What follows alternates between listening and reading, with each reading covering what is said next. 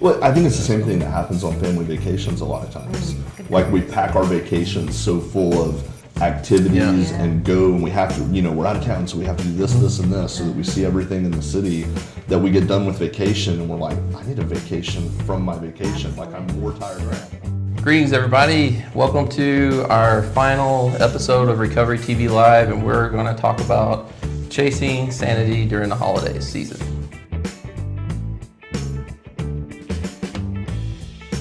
He's able to do that because his own self-care has kept him healthy and kept him in a place where he can pull some people along.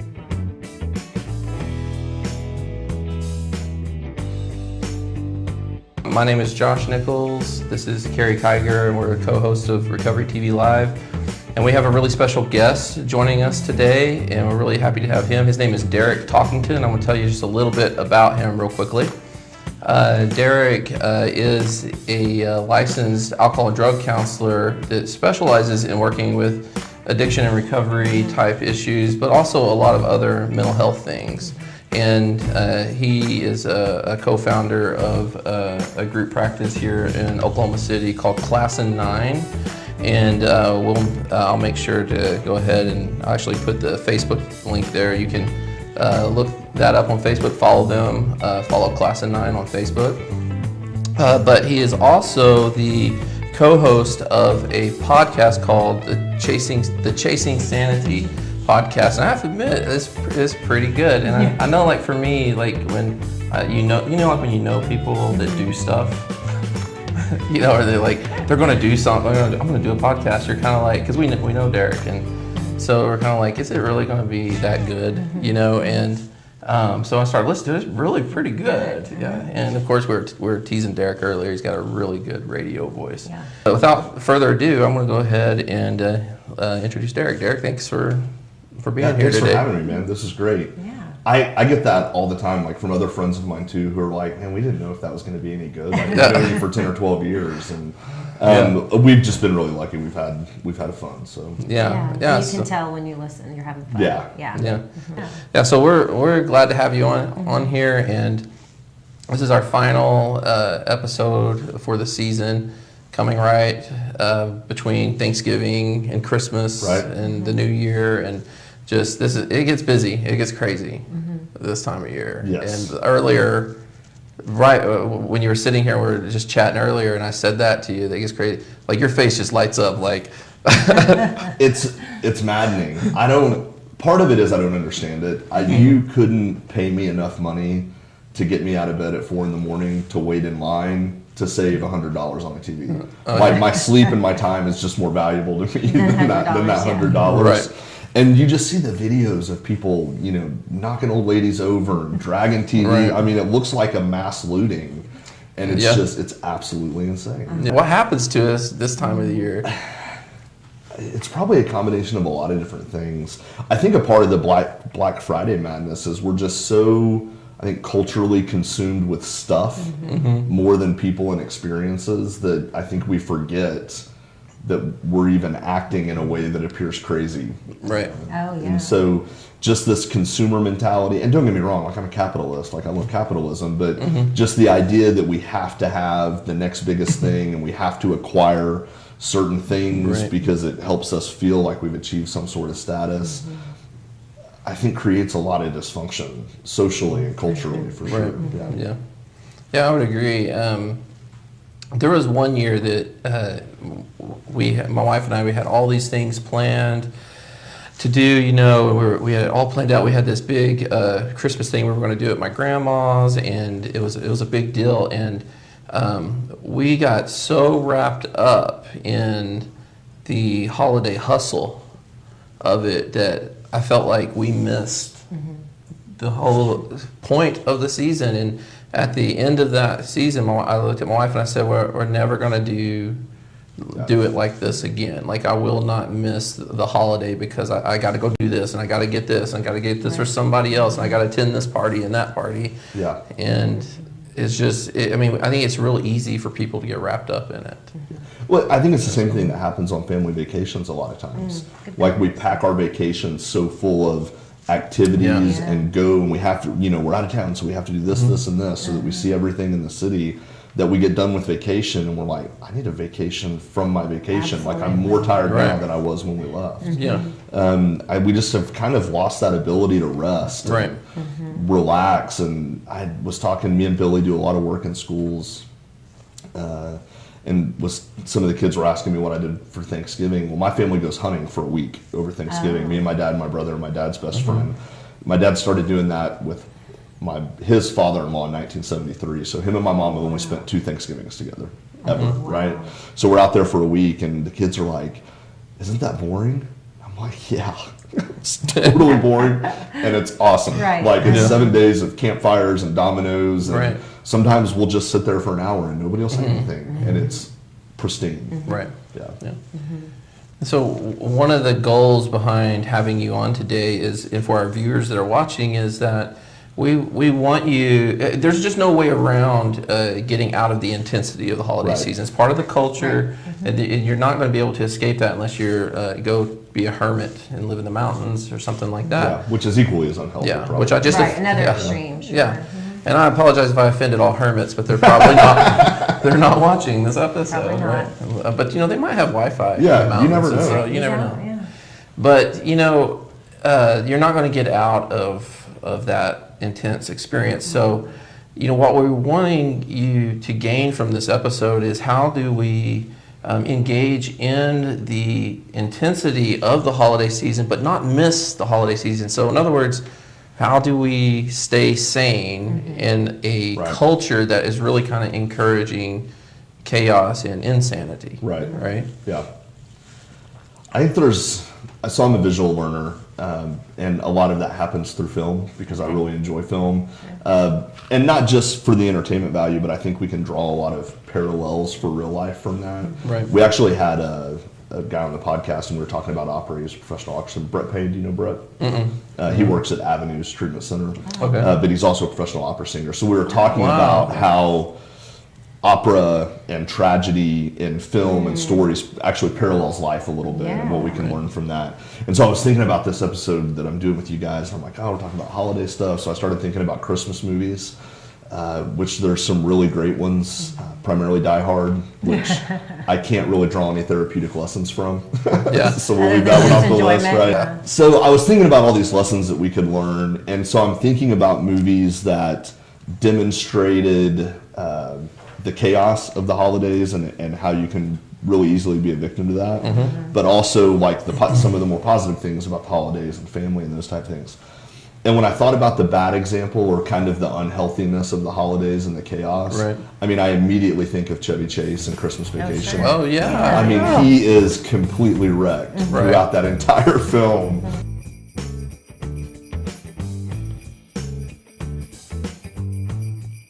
And so I began to think just about, what are some of the things that we see kind of throughout the year as clinicians that we're a little bit more sensitive to, and how those things kind of become heightened for everybody throughout the year. And one of the things I thought about was just this idea that we all tend to have unrealistic expectations of the holidays, right? We have this image in our head that we're going to get together with our family, and we're going to sit down, and we're going to cook the Christmas goose, and I'm going to get the big bonus from work and build a pool or whatever it is.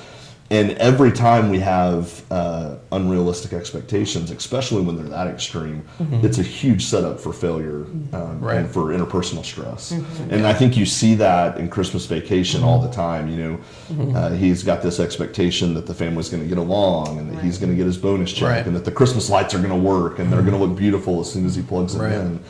And every time those expectations aren't met, like, he finds himself in a crazy crisis moment where he's kicking Santa in the front yard and chopping down the wobbly post on the staircase with his chain. And we just did an episode about maintaining your recovery during the holidays, a little bit different than what we're talking about now. But that was actually the very first thing that our guest mentioned on that was healthy expectation.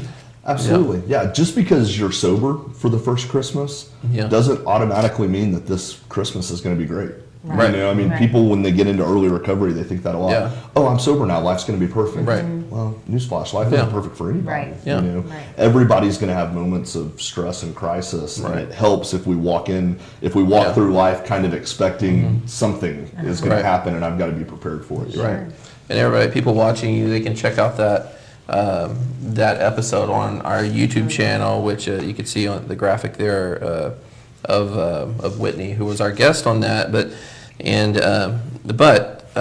going back to talking, kind of generalizing it to everybody, because it's good advice for everybody. Before we move on to your next point, what would you suggest? Like, how do people go about doing that? Because it's one thing to say, have realistic expectations, and they're on, what I need to do, write them down? Or do I need to talk to my spouse about it, talk to my therapist? Right. I mean, I think the first thing is just to kind of recognize within ourselves that life isn't going to be perfect. Right. You know? Right. It's kind of a transition into the second point of that is we have to let go of the need to control things that are outside of our ability to control. Right. Which is a lot of that. You know, we have these expectations that our family's going to get along. Right. Well, guess what? I can't make my dad and my brother get along. I mean, thank God Right. I do, you know, and I don't have to worry about it. But Right. if there was conflict there, I can't fix their conflict for them. They've got to do that for themselves. And so the more that we need to control the uncontrollable, I think the more unrealistic our expectations Right. are going to be. So I think some of the tangible action there is, you know, learn to control the things you can control, which are about Right. me and my attitudes and my feelings and how I'm coping. And then live life as it comes. You know, Right. the old recovery adage: live life on life's terms. Right. You know, Right. not on my terms and my Exactly. expectations. Right. Yeah, Okay. and he does that throughout the film. You know, he's constantly Yeah. trying to control Yep. family and friends and The food. Yeah. work and Everything. Yeah, Was that on the Christmas Vacation Yeah, movie? mhm. Yeah. Yeah. Okay. yeah. So I do have a quote on that where this is coming directly from you in the Chasing Sanity podcast. It says most of our stress occurs in areas of life that we have no control. And then you say regain stability in your life by taking control of your choices. Is that kind of what you're talking about? Yeah, absolutely. So there's an old recovery saying. I'll try to get it right. I think that somebody called it the 7 C's at one point in time. It might be from the Betty Ford Center or something. But you know, the first part of that is I can't control it. I didn't cause it. I can't cure it or fix it. But the last half of that statement is, what do I have control over? You know, I can communicate my feelings. I can maintain positive choices. You know, even under tough or adverse circumstances, and I can celebrate the good things that are happening in my life.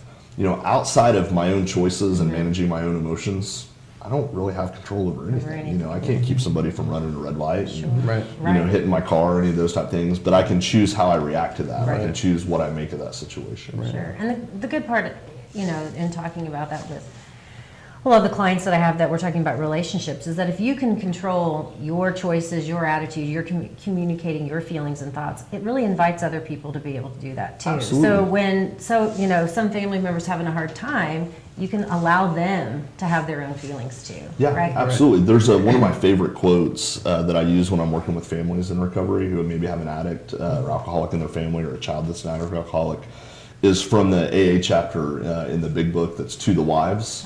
And it almost literally, because I don't think I can quote it exactly, but it says, as one member of a family begins to communicate, it lays a foundation for everyone to begin to heal. As they begin to communicate and admit their own shortcomings, then everybody tends to follow along with that. And so, as opposed to the Chevy Chase model, which is, I'm going to be completely emotional or rational, Yes, you know, and create more chaos. It's about communicating that and making positive choices, and then everybody else will tend to come along for the ride. Yeah, sure. So are all your examples coming from that movie, or Just the 3 negative ones. the 3 Okay, negative? Yeah. 3 negatives. So, and my other one, you know, we've kind of already talked about, which is just a lack of being able to manage your own stress. Okay, yeah. You know, and letting that become overwhelming. One of the things that I tend to try to work with clients all the time on, because this is the feedback I'm getting from them, is, you know, if we don't handle stressors as they come, the last thing we want is a pile up. Yeah. You know, on an interstate, if there's a fender bender, if you can get it cleaned up real quick, it really doesn't create a ton of traffic. Right. But if you have 15 fender benders, you've got a backup, and it takes you all day, as a city to recover from that. And I think that happens to us emotionally. We don't regularly de-stress and cope with those things.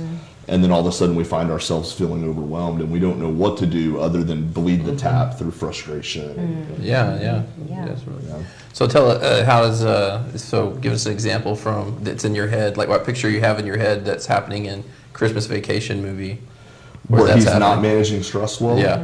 I think of the scene where he plugs in the Christmas lights, and they don't work, and they don't work, and they don't work, and he just completely loses his mind. Yeah. He's smashing the Santa Claus in the Yeah. street.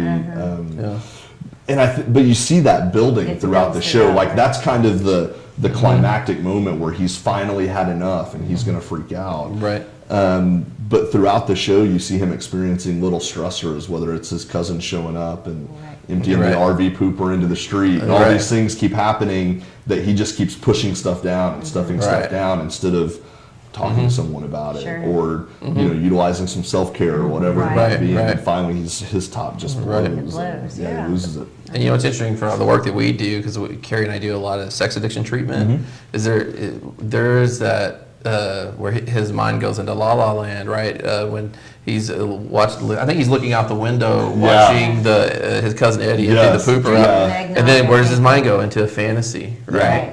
Which, because it's definitely a good depiction of what's happening to a lot of addicts. La La Land. But I think even have you ever escaped to your bedroom and just, the kids are going crazy, nothing's going the way it's supposed to, and your mind just goes somewhere other than where you are. It goes back to sitting around the campfire and de-stressing. And I think a little bit of that fantasy escape is probably a healthy coping skill, as long as your fantasy is healthy and not unhealthy, right? If your fantasy is inappropriate sexually related or murder related, those type of things, that's probably a little freaky. But I think being able to stop and take a few moments and be like, I remember how good that felt to not be stressed. I can breathe some of that in. I think something that's achievable. That's achievable. That's realistic. Yeah, absolutely. That's self-care. So we just did the do not do things, and now we're going to go into the do's, right?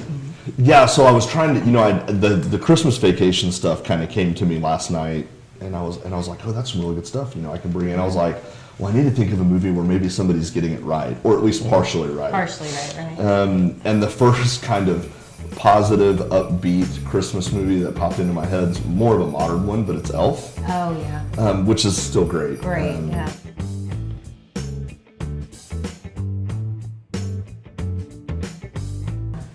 And so I got to thinking about some of the things that he does during that film that keep him from having the crisis moments. And one of them, they're kind of the exact parallels, but one of them is, he engages in his own self-care regularly throughout that movie. Right. Even if nobody else wants to decorate, even if nobody else wants to, cut out stuff and celebrate Santa, he knows that that's good for him, and he does it anyway.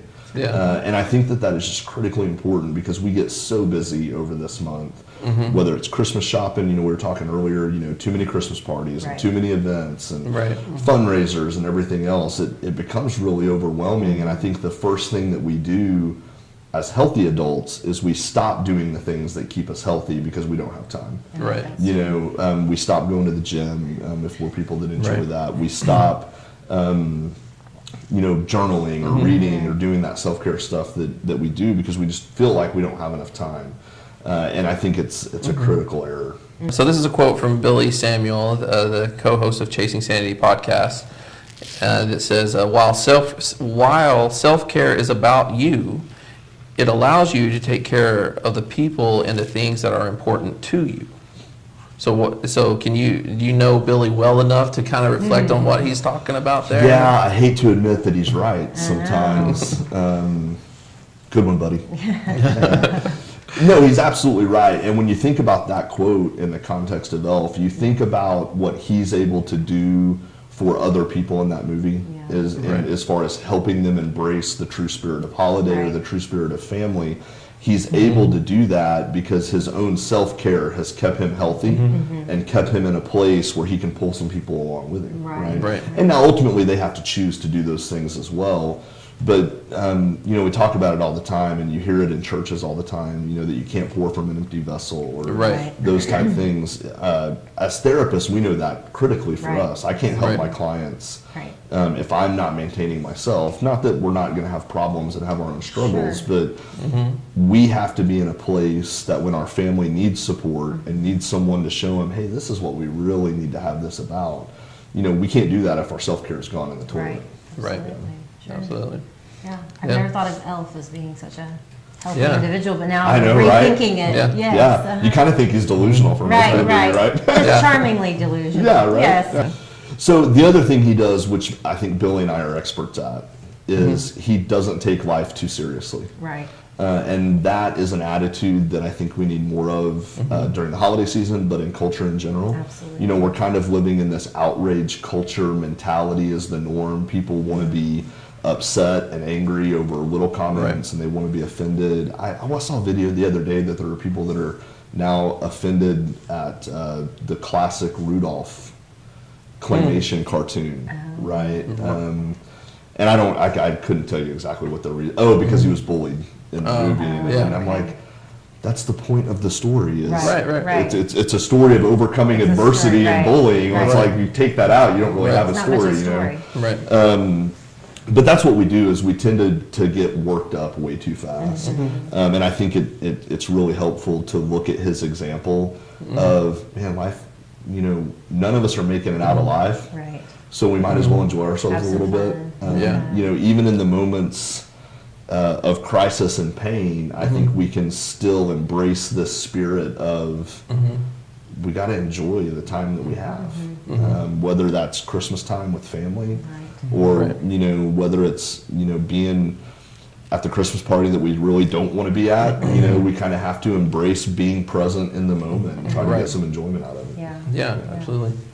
And interestingly enough, I've actually written a blog on Elf. Oh, that's funny. Yeah, so I'll make sure I post that in the comments of this video. And I've also done a blog on Rudolph being bullied. Oh, that's really actually, funny. and Carrie and I actually did a YouTube video. You would on think that we planned this or something, I but we know. really I didn't know. talk about any of this Organic, beforehand. right. Right. So yeah, we did last one on Christmas. We did a Rudolph, couple right. holiday episodes where we talked about Yeah. Rudolph being bullied. You Yeah. know, and not that that's celebrated, but just kind of as part of the storyline of That's the story, overcoming. Yeah, yeah. Well, it's the same story as the Adversity, ugly duckling, right? Absolutely. I mean, Right. It's- there's not much of a story there if nobody mistreated him. Right. Yeah. Right. Yeah. There's Right. nothing to overcome. Yeah. Right. Right. Yeah, so you've mentioned, that we want to take good care of yourself. Don't take the holidays too seriously. Right. Is there a third one, or is those primary? Yeah, there is a third one. Okay. So the third one is just, it sounds simple, but I think we overcomplicate it. It's be kind. You're right. Like he treats everyone in that movie like he owes them something almost. Like he is just kind to everyone he meets. We encounter people all the time who are going through incredibly difficult times in life. Whether that's divorce or addiction or depression or a family member maybe that has recently suicided. I mean, whatever it might be, we have no idea who's experiencing that. We don't know. We don't know who's going through that stuff. We don't know if we're going to be the person that is the last straw for somebody and they experience an emotional crisis because of that. And so the only solution to that is to treat everyone with kindness and civility. Sure. Because we would rather be the person that pulled somebody up when they were struggling. And you can Right. do that really easy with a kind word. Absolutely. Even if it's a stranger, even if it's the person at McDonald's, when they serve me my food at lunch, a simple, hey, thank you, I hope you have a really great day. Right. That can help pick somebody up and get them through Right. the day, Right. So I use him to kind of model my kindness and how he Right. treats people. Right. Yeah. I love that. I love the scene in Elf when he comes into the office with his dad in the business suit for the first time, and everyone he walks by, he looks at them in the Yeah. face, Yeah. and if he hears their name, he says their name, he tells them something kind, Yeah. and it's totally genuine. Yeah. Right? It's Absolutely. coming from a place of, I want to do this. Yeah. Yeah. Your it face is should be on a inspirational. Christmas card. Right. Yeah. Yes. Right. Yeah. Ooh, your dress is so Yeah. purpley. I Yeah. think is one of the lines. Yeah. Right. Yeah, it's And precious. I just think you're right. Like we don't realize that we could really make someone's day because Yeah. we don't know what's going on in their life. Right. And if we would just kind of put aside our own angst and our own whatever frustrations we're having, and realizing we're dealing with human beings throughout the holidays. Right. Yeah. And that maybe if I reach for that Xbox or PlayStation box and someone else reaches for it too, and there's a little bit of a tug, maybe I should just go ahead and let it go. Yeah. Because who knows what's happening in that person's life. That it might be winning that Xbox might be the only good thing happening right now. Right, And sure. and so we just got to remember that. Yeah, everybody would give that Xbox to them if they Right. thought that maybe that was a single mom that saved Sure. all year For that. because that's the only thing her kids wanted. Right. Most people would say, please take it. My kids really don't need it that Right. bad. Right. But we just don't kind of have that mentality Yeah. of Right. others' needs first. Where Yeah. we tend to get caught up in the Self. the self Right. and this is about me. I gotta hurry and grab Yeah. this because next Yeah. is this. Yeah. and- Right. Which, by the way, we did also do a Recovery TV live episode on video game addiction. Yeah. So Yeah. make sure Well, since we plug brought that up in, Xbox, Josh. we'll go ahead and He's plug always that one. thinking. Right. Right. Yeah, let's, well, we really appreciate such good Yeah. advice that you've given. Yeah. We want to just remind everybody watching that some things in life are hard to such a degree that you can't just watch a video and Right. and overcome it. So I just want to real quickly put up the Class of 9 Facebook page link so that you can look Derek up there. And one thing that I've been telling people as we do these episodes is that therapists typically like to help people. Yeah. So don't feel like just because you're not in Oklahoma City or in this area that you can't reach out. Oh, absolutely. Because we actually are, most therapists I think are pretty resourceful, Yeah. and we know Yeah. people in things that you can be a part of and do that can be helpful. So please reach out to Derek. I will go put our web page up. Check out us. That was the wrong link there. Here we go. Check us out on our website. You can reach out to us as well. But yeah, we hope that you take the things that you learned about today and put those to good use. And thank you for sharing I had a those. great time. Thank But- you, man. It was Yeah. great. Well, it's going to get better Yeah. because Oh, it man. is time. We need some music or something. It is time for the Fast Five round. Are you ready?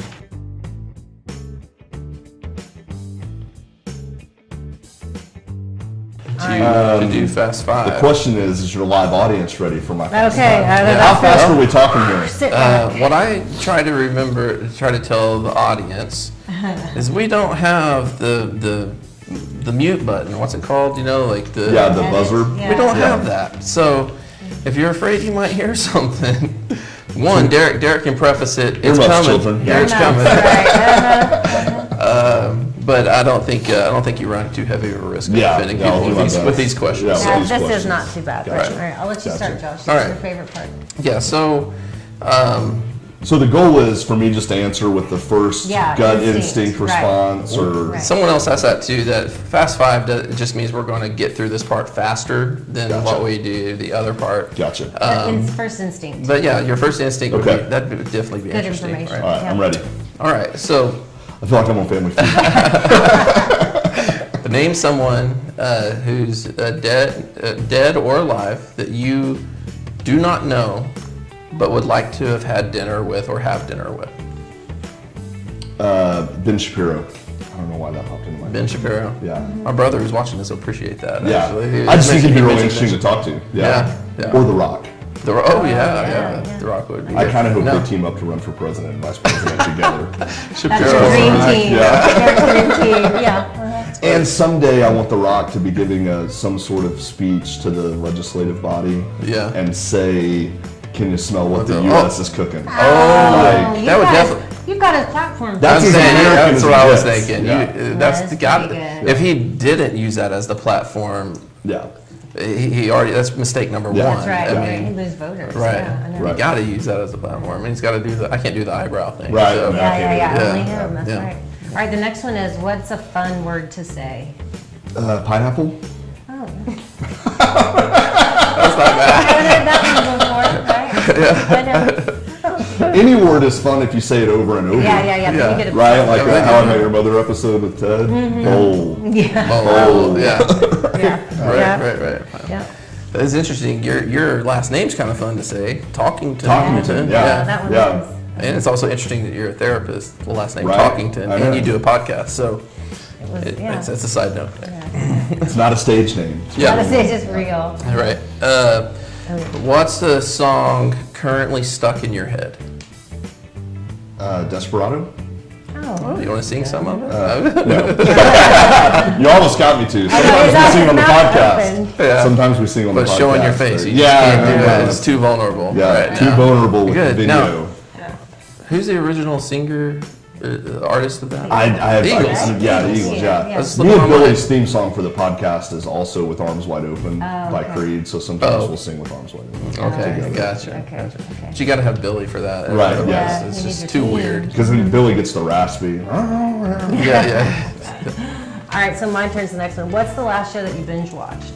The Office. I yeah. binge watch daily. Like that's like my go-to. I've got laundry to do. I've got house cleaning to do, but I need noise going on. If I'm not listening to another podcast, I'll put on The Office. Yeah, I think I've even heard you guys on your podcast reference The Office, I think. Oh yeah. So- The Office is a regular. How I Met Your Mother's a regular, and Buffy the Vampire Slayer is a regular. Buffy the Vampire Slayer. Oh, that's I'm so glad you mentioned that. Yeah. I love it when people mention their guilty pleasures, but that might not be a guilty pleasure. I'm proud of it, man. Yeah. I don't For, hear for, any for Christmas guilt. last Yeah, year, no guilt. my brother bought me tickets to Yeah. Comic-Con where we got to like have our picture with some of the cast and meet Spike and some of Oh, the people. cool. Wow. I totally nerded Dream out. come true. Yeah. Right. All right. All right, Last so one. last question is, what is your favorite podcast to listen to?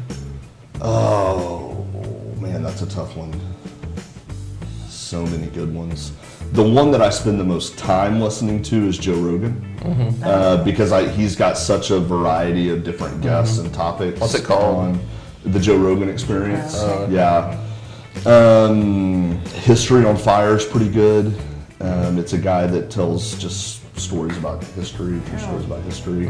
I like lore a lot if you're kind of into horror and scary stuff. Oh, really? Lore's like, I like it because they're only like 20 minutes, and it's like a combination of history and Yeah. then like folklore kind of Yeah, combined. okay. So those are good stories. So you a podcast junkie then? Or? That's most of the time. I don't listen to the radio at all anymore. If I'm in the car, I've got my headphones Podcast, on, Right. which probably isn't safe. But Oh yeah, Sorry, Mom. your hands really. free. yeah, Hands free, yeah. that's right. You can Yeah. still steer. Yeah, I know. as long as you don't get your phone when you're watching an episode of this or something. Right. No, Yeah. but I Sure. am guilty of on road trips if I'm driving by myself, Netflixing my phone on the dash dash. while I Right. drive. Yeah. Yeah, I've done that watching Yeah. football. Well, that wasn't too terrible. No, that wasn't bad. You did good. I mean, you're really quick. I was going to tell you, like, when you did the pineapple ones, like, hey, you don't have to go so fast. You're You know, judging you- pineapple. Whatever comes into my head, No, right? no, that was That's good. the answer. That's very Yeah. clever that he came up with it that fast Yeah. on it, because that's an interesting word. Pineapple. Pineapple. All right. Well, thank you, Derek, Yeah, for thanks, being here. No, this was great. Man. Yeah. Appreciate it. Yeah, it was a good time. Good. And I want to thank everybody who tuned in and to watch this from beginning to end. This was our final episode of the season, and we hope that you will like us on Facebook. I will put that link up here real quickly because we will be airing more episodes of Recovery TV Live next year. We're going to take a little bit of a break. I think we need a little bit of break. We were talking last time how it wipes people out. I'm sure we're not the only ones that doing it. We see people in therapy all day long, and we're okay. Yeah. We do like 1 hour or something like this, and we're we're like, wiped woo, for the we're day. tired, right? Right. So, but we appreciate you tuning in with us, and like us on Facebook, and I will go ahead and let my daughter dap us out here.